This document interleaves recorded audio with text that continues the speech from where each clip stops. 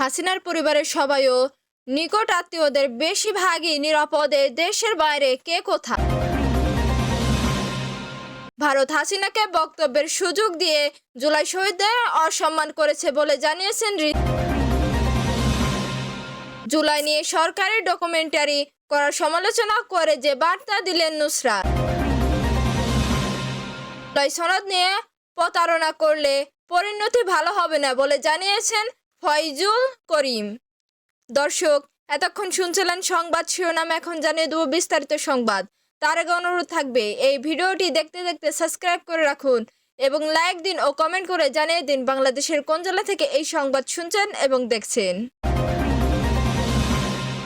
হাসিনার পরিবারের সবাই ও নিকট আত্মীয়দের বেশিরভাগই নিরাপদে দেশের বাইরে কে কোথায়।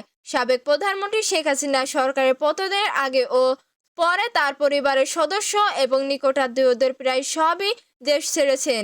জানা গেছে তাদের অধিকাংশ বর্তমানে ভারতে অবস্থান করেছেন। এছাড়া কেউ কেউ যুক্তরাজ্য, যুক্তরাষ্ট্র, কানাডা, সিঙ্গাপুর, থাইল্যান্ড ও দুবাইয়ে রয়েছেন। 2024 সালে 5ই আগস্ট পদত্যাগ করে দেশ ছাড়ার সময় শেখ হাসিনার সঙ্গে ছিলেন তার ছোট বোন শেখ রেহানা। জানা যায় তিনি বর্তমানে লন্ডন ও ভারতের মধ্যে যাতায়াত করেছেন। সেদিন সাবেক প্রধানমন্ত্রী প্রতিরক্ষা বিষয়ক উপদেষ্টা তারিক আহমেদ সিদ্দিকীও তাদের সঙ্গে ছিলেন। শেখ হাসিনার ছেলে সজীব ওয়াজেদ জয় আগে থেকে যুক্তরাষ্ট্রে ছিলেন। সরকার পতনের পর তিনি ভারতে গিয়ে মায়ের সঙ্গে দেখা করেছেন বলে রাজনৈতিক অঙ্গনে আলোচনা রয়েছে। মেয়ে সাইমা ওয়াজেদ পুতুল দক্ষিণ পূর্ব এশিয়া অঞ্চলে পরিচালক হিসেবে নয়াদিল্লিতে দায়িত্ব পালন করেছিলেন। বর্তমানে দিল্লি ও দুবাইয়ে অবস্থান করেছেন বলে গণমাধ্যমে খবর প্রকাশিত হয়েছে। শেখ রেহানার ছেলে রাদওয়ান মুজিব সিদ্দিকী ববি সরকার পতনের সময় থাইল্যান্ডে ছিলেন। তার স্ত্রী ফিনল্যান্ডের নাগরিক। রেহানার আরেক মেয়ে টিউলিপ সিদ্দিকী যুক্তরাজ্যের নাগরিক ও দেশটির পার্লামেন্ট সদস্য। অপর মেয়ে আজমিনা সিদ্দিকী রূপন্তী যুক্তরাজ্যে থাকেন। পরিবারের বাইরে শেখ হাসিনা নিকট আত্মীয়দের বড় অংশ ও দেশ ছেড়েছেন। আওয়ামী লীগের সভাপতি মুগলির সদস্য শেখ ফজলুল করিম সেলিম বর্তমানে কলকাতায় অবস্থান করেছেন। তার ছেলে শেখ ফজলে নাইম ও কলকাতায় রয়েছেন এবং আরেক ছেলে শেখ ফজলে ফাহিম সরকার পতনের ভারত হাসিনাকে বক্তব্যের সুযোগ দিয়ে জুলাই শহীদদের অসম্মান করেছে বলে জানিয়েছেন রিজভী। শেখ হাসিনাকে বক্তব্য দেওয়ার সুযোগ করে দিয়ে জুলাই শহীদদের অসম্মান করেছে ভারত বলে মন্তব্য করেছেন প্রধানমন্ত্রী, রাজনৈতিক উপদেষ্টা ও বাংলাদেশ জাতীয়তাবাদী দলের বিএনপি সিনিয়র যুগ্ম মহাসচিব রাহুল কবির রিজভী।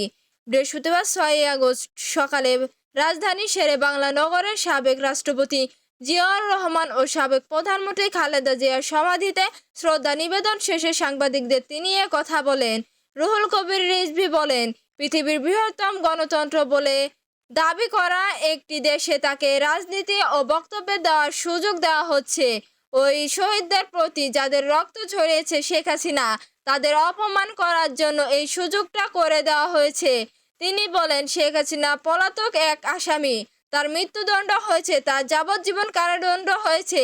নানা খুনের মামলা ও দুর্নীতি মামলার বিচার চলছে তার। তিনি একটি দেশের পালিয়ে গেছেন। 2013 সালে প্রত্যর্পণ আইনের মাধ্যমে তাকে ফেরত দেওয়া সম্ভব। এজন্য সরকার চিঠি দিয়েছে, কিন্তু সেই চিঠির কোনো জবাব দেওয়া হয়নি। রিজভী বলেন, একজন পলাতক আসামিকে প্রত্যাবাসনের জন্য যে আইনে দুই দেশে চুক্তি করেছে, সেই চুক্তিতে থাকা সত্ত্বেও তাকে ফিরিয়ে না দিয়ে রাজনীতি করার সুযোগ দেওয়া হচ্ছে। এটি বাংলাদেশের জাতীয় সার্বভৌমত্বের প্রতি অপমান। তিনি বলেন, পার্শ্ববর্তী দেশ যাকে আমরা বন্ধুরাষ্ট্র বলি, আমরা সমমর্যাদার ভিত্তিতে পরস্পর অবস্থান করব। সেখানে একজন পলাতক আসামিকে তার রাজনৈতিক বক্তব্য তুলে ধরার সুযোগ করে দেওয়া হলো তার পুত্র সজীব ওয়াজেদ জয়ের সহযোগিতায়। এটা জুলাই নিয়ে সরকারি ডকুমেন্টারি করার সমালোচনা করে যে বার্তা দিলেন নুসরাত। জুলাই গণ অভ্যুত্থানের বার্ষিকীতে মুক্তিযুদ্ধ বিষয়ক মন্ত্রণালয়ে তৈরি করা ডকুমেন্টারি সমালোচনা হচ্ছে। জুলাইয়ের এক দফা কর্মসূচি ঘোষণা নিয়ে ওই ডকুমেন্টারিতে যে তথ্য তুলে ধরা হয়েছে সেটি নিয়ে প্রশ্ন তুলছেন স্বাক্ষরিত নারী আসনের সংসদ সদস্য ও বৈষম্য বিরোধী ছাত্র আন্দোলনের অন্যতম সাবেক সমন্বয়ক নুসরাত তাবাসসুম। তিনি বলেন, আমার লিস্টে বিএনপি ভাই ব্রাদাররা এটার ব্যাখ্যা দিয়েন।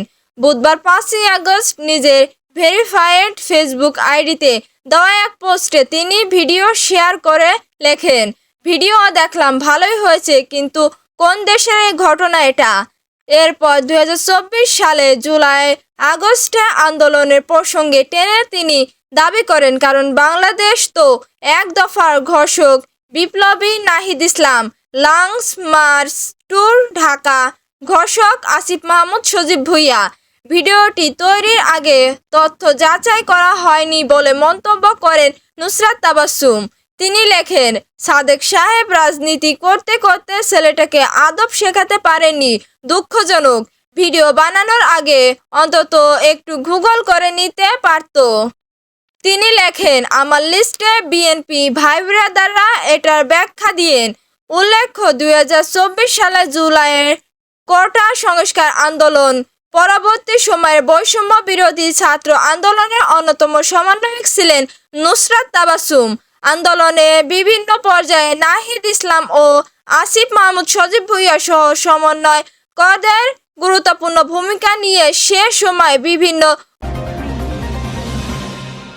সনদ নিয়ে প্রতারণা করলে পরিণতি ভালো হবে না বলে জানিয়েছেন ফয়জুল করিম। চরমোনাই পীরের দল ইসলামী আন্দোলন বাংলাদেশের সিনিয়র নায়েবে আমির মুফতি সৈয়দ মোহাম্মদ ফয়জুল করিম বলেছেন, জুলাই সনদ নিয়ে যদি কেউ কোনো ধরনের প্রতারণা বা চক্রান্ত করার চেষ্টা করে তবে তার পরিণতি কখনো ভালো হবে না। ছাত্র জনতা ত্যাগের বিনিময়ে অর্জিত এই রক্তস্নাত ঐতিহাসিক অর্জন নিয়ে কোনো ছিনিমিনি খেলা সহ্য করা হবে না। বুধবার বিকেলে বরিশালে অশ্বিনী কুমার টাউন হল চত্বরে বরিশাল মহানগর ইসলামী আন্দোলন আয়োজিত এক সভায় প্রধান অতিথির বক্তব্যে তিনি কথা বলেন।